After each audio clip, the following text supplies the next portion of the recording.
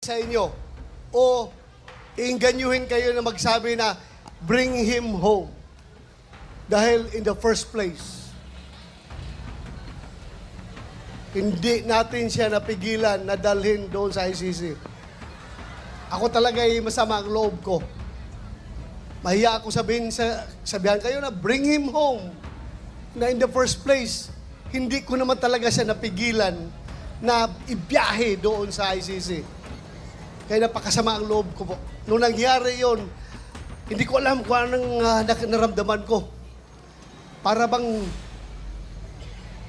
ganito na tayo ngayon, ka-helpless. Sarili nating pulis ang magdadala ng ating dating presidente, piliting isakay sa eroplano para ibiyahe doon sa The Hague, Netherlands. On what basis? On what basis?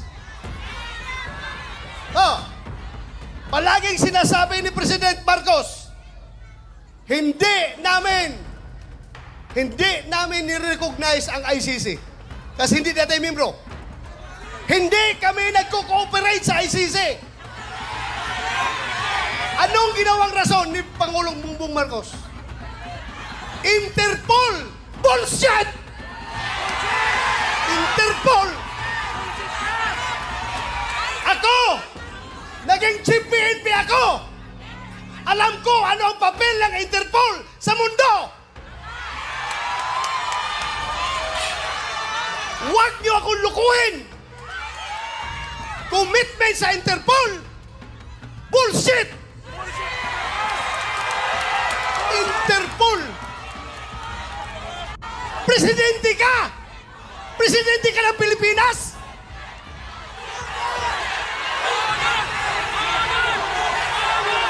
Presidente ka ng Pilipinas!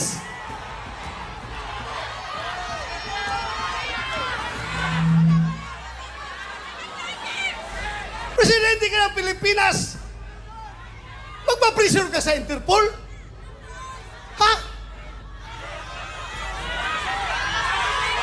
Pero lumalabas, mas gigil na gigil, mas atat na atat sila kaysa Interpol, kaysa ICC. Atat na atat sila na ibiyahe si Pangulong Duterte. Bakit?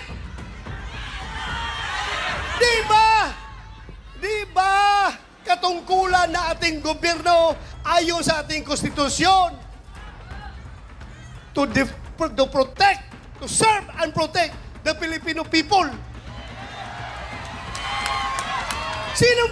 Siniservisyohan niya? Yung mga dayuhan, hindi ang Filipino people.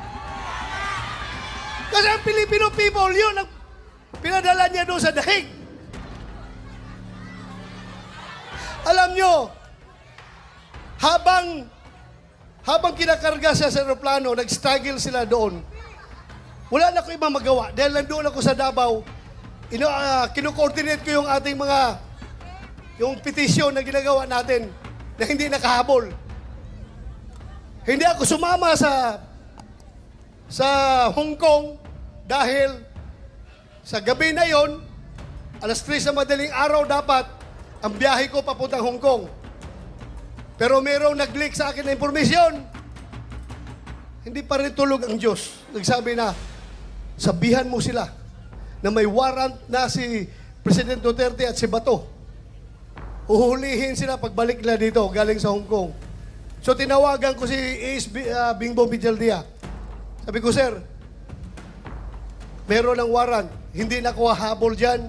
Asikasuhin ko na lang yung petition natin dito. Petition for certiorari and prohibition. Kinordinate ko yung ating mga abogado.